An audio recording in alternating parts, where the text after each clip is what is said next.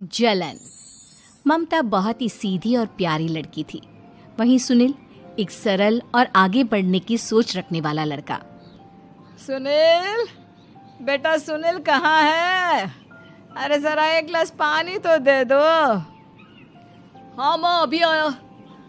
क्या माँ, पानी तेरे सर के पास ही तो रखा है। क्या हो गया है, तबीयत खराब है क्या? अरे नहीं नहीं, वो उठने का मन ही नहीं कर रहा था तो देखा ही नहीं। वैसे क्या कर रहा है? यहाँ बैठ ना मेरे पास। माँ पढ़ रहा था। वो क्या है ना, नौकरी में तो वक्त नहीं मिलता, अब ऑफिस से घर आकर ही तो वक्त मिलता है।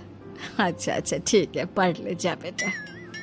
सुनील पढ़ लिख कर और आगे बढ़ना चाहता था, लेकिन माँ की तबीयत खराब देखकर सोचता है कि शादी ही कर ले। कब तक माँ का ख्याल वो अकेले रख पाएगा? तो एक दिन, माँ ये ममता है, मैंने इससे शादी कर ली है। तुम्हारी तबीयत भी ठीक नहीं रहती तो मैंने सोचा शादी कर लेता हूँ। घर संभालने वाली और तुम्हें संभालने वाली कोई आ जाएगी तो अच्छा रहेगा। माँ अचानक से सामने बहू देखकर हैरान रह जाती है। बेटा ये क्या बात होती है? न बैंड, न बाजा, न दहेज, न शगुन, ऐसे कैसे बहू आ गई? माँ तू तो जानती है मैं नौकरी के साथ पढ़ाई कर रहा हूँ, तो कहाँ से इतना पैसा बचा पाता कि धूमधाम से शादी करता। वैसे भी माँ, लोग तो आकर खाकर निकल जाएंगे, इसलिए बस वैसे ही। माँ जी, मैं आपका ख्याल रखूंगी। वैसे भी ये आगे की पढ़ाई कर रहे हैं, अच्छा कुछ कर गए तो सबके दिन फिर से अच्छे आ जाएंगे। सास को ममता की बात ठीक तो लगती है, लेकिन मन में कहीं ना कहीं लगता है कि कहीं बहू बेटे को लेकर फुर्र ना हो जाए और फिर तो वो रह जाएगी अकेली। बेटा देख, मेरा जो कुछ भी है वो सुनील ही है, और सुनील का भी अब इस दुनिया में मैं ही हूँ और कोई नहीं। क्या सुनील? बिल्कुल माँ, लेकिन आज से ममता भी मेरे जीवन का अहम हिस्सा है, जैसे तू है। सास को बड़ा बुरा लगता है कि उसकी सल्तनत में कोई और हिस्सेदार कैसे हो सकता है। कैसे कोई और उसके 30 साल के बेटे की जिंदगी में अचानक से आकर बराबर का हिस्सेदार बन सकता है। देख बहू, मैं भले थोड़ा बीमार रहती हूँ, लेकिन इसका मतलब यह नहीं कि घर की चीजों में मेरा कंट्रोल खत्म हो गया है। मैं आज भी इस घर की रानी हूँ, समझी? बेटा सोचता है कि ये माँ को अचानक से क्या हो गया। कल तक जो माँ कहती थी कि जिंदगी का कोई भरोसा नहीं, वो अचानक से जंग के मैदान की झांसी की रानी कैसे बन गई? माँ क्या हो गया है? सब ठीक है ना? अचानक कैसी बात कर रही हो? ममता का आज पहला दिन है, स्वागत करो उसका। आसपास की आंटियों को बुलाओ, नई दुल्हन की मुंह दिखाए करवाओ। खैर, सास होने का फर्ज निभाती है और बाद में एक सहेली के साथ बाहर निकल जाती है। क्यों री बताया नहीं कि बेटे का ब्याह कर रही हो? वैसे तो सारा दिन हम ही में घुसी रहती हो। अरे मुझे भी तो अभी पता चला, यूं अचानक सर पर लेकर आ गया। कहता है बहू है माँ तुम्हारी, अब इसको भी इतना ही मैं प्यार करता हूँ जितना तुझे करता हूँ। लो जी, ये क्या बात हो गई? क्यों इतना प्यार करता है? अरे माँ का प्यार तो ज्यादा होता है। अब उसको तो कोई दूसरा पति मिल सकता है, लेकिन तुम ही बताओ, क्या माँ की ममता किसी और की हो सकती है? ना जी ना, बेटे को समझाओ ये बात। अरे क्या समझाऊं, मुझे तो खुद ही समझ में नहीं आ रहा कि क्या हो रहा है। जो बेटा कल तक माँ माँ करता था, अचानक से बीवी बीवी का राग आलाप रहा है। देखा, उसकी बीवी ना सुंदर और जवान है। सुंदरता के आगे तो एक से एक नहीं टिके, तो तेरा बेटा किस खेत की मूली है? सास को भी समझ में आ जाता है कि बहू की सुंदरता के आगे माँ का प्यार किसी काम का नहीं।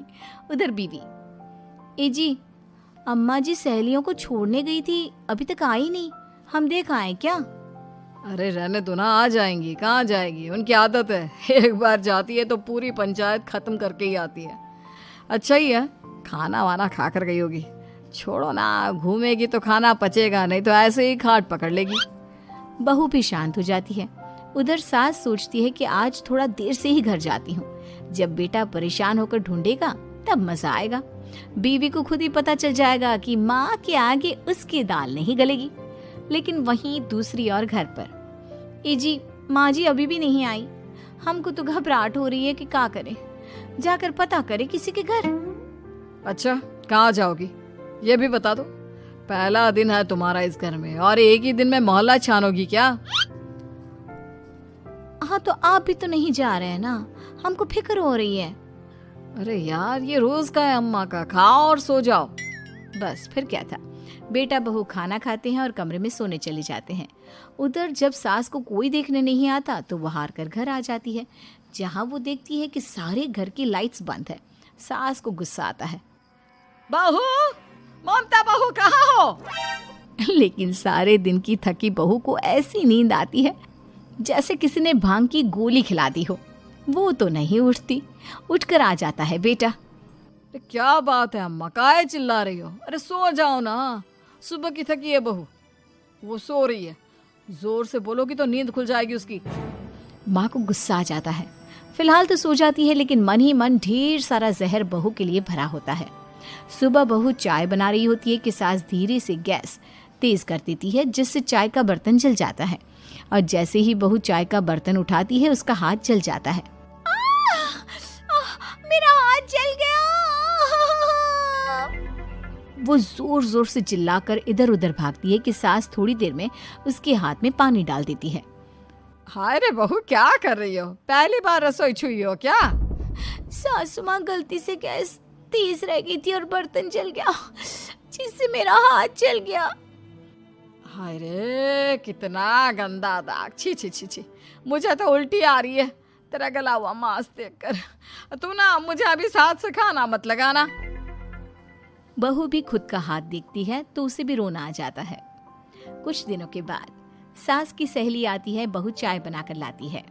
उसके जाने के बाद सहेली कहती है, बहू की सुंदरता ऐसी है कि कोई भी दीवाना हो जाए। वैसे तेरे बेटे का क्या हाल है? अरे वैसा ही है, बहू के पीछे लट्टू। क्या करूं, कुछ समझ में नहीं आ रहा। मैंने तो बहू के चेहरे पर दिवाली के पटाखे की चक्री फेंक दी, उसका पूरा चेहरा जल गया। अब देखो ना रही सुंदरता, और ना ही अब मेरा बेटा उसे पूछता है। अरे अब तो वो उसे छोड़कर दूसरी भी देखने को बोल गया है मुझे। बहू सारी बात सुन रही होती है। आंटी एक बात बताइए, क्या भरोसा है कि दूसरी सही आए और आपके अनुसार रहे? देखिए आंटी, मेरी सासू माँ को गलत बात सिखाने की जरूरत नहीं है। हमारा परिवार साथ में खुशी से रह रहा है। देख बहू, मेरी सहेली की बेइज्जती ना कर, वही अच्छा रहेगा तेरे लिए, समझी? बहू नहीं मानती है। वो बार बार उनकी सहेली को घर से निकल जाने को कहती है। तभी सास की सहेली पास के चूल्हे से लकड़ी लाकर बहू के चेहरे पर लगा देती है। बहू जोर जोर से रोने लगती है। अरे ये क्या कर दिया?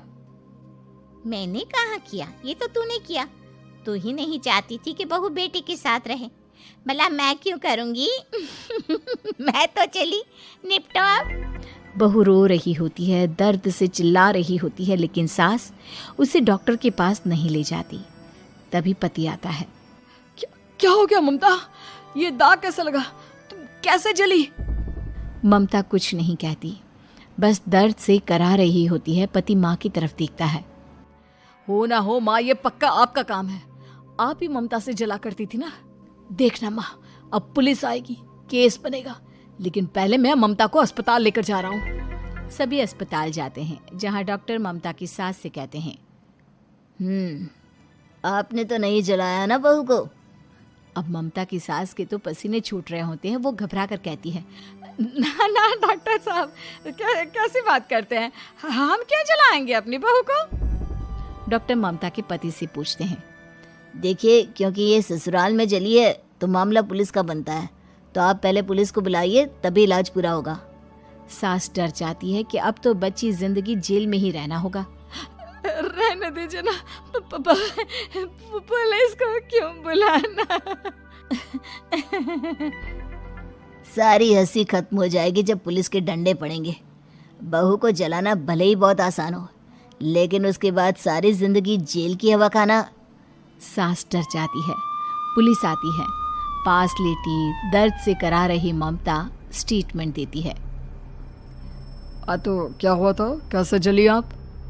ममता पास खड़ी सास को देखती है। बेटी बताओ, कैसे जल गई तुम? ओए, काका का किरण वाली शाहरुख, चुप, बिल्कुल चुप।